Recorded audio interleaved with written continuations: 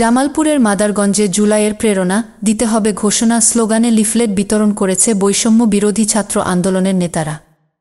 রোববার বিকাল ৩টায় বালিজুরি বাজার কেন্দ্রীয় শহীদ মিনার চত্বর থেকে এই লিফলেট বিতরণ শুরু হয়। বৈষম্য বিরোধী ছাত্র আন্দোলনের কেন্দ্রীয় সমন্বয়ক লুৎফর রহমানের নেতৃত্বে জেলা ও উপজেলা কমিটির ছাত্রনেতারা এই লিফলেট বিতরণ কার্যক্রমে অংশ নেন।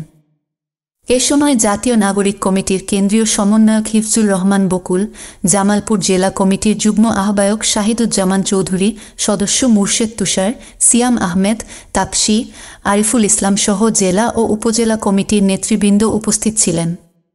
বৈষম্য বিরোধী ছাত্র আন্দোলন বৈষম্যহীন সমাজ গঠনের লক্ষ্যে তাদের এই কার্যক্রম অব্যাহত রাখার কথা জানিয়েছে।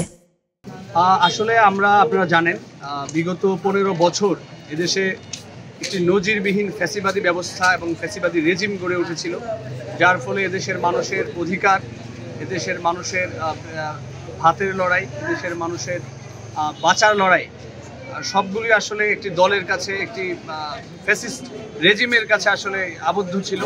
তো সেই জায়গা থেকে গত 5ই আগস্ট ছাত্র জনতার অভ্যুত্থানের ফলে সেই ফ্যাসিস্ট বিদায় নেয়। এরপরে দেশে এক ধরনের একটি জাগরণ তৈরি হয়, গণজাগরণ তৈরি হয়, মানুষের ভেতরে এক ধরনের আশা আকাঙ্ক্ষা তৈরি হয়। সেই বাস্তবতার আলোকে আমরা আসলে আজকের যে কর্মসূচি সেটি হচ্ছে সারা দেশব্যাপী আমাদের বৈষম্য বিরোধী ছাত্র আন্দোলনের নেতৃত্বে জাতীয় নাগরিক কমিটির সহযোগিতায় আমরা আসলে লিফলেট বিতরণ কর্মসূচি পালন করছি। মাদারগঞ্জ প্রতিনিধি মোহাম্মদ আলী জিন্নাহর পাঠানো তথ্যচিত্রে ডেস্ক রিপোর্ট, মিশন 90।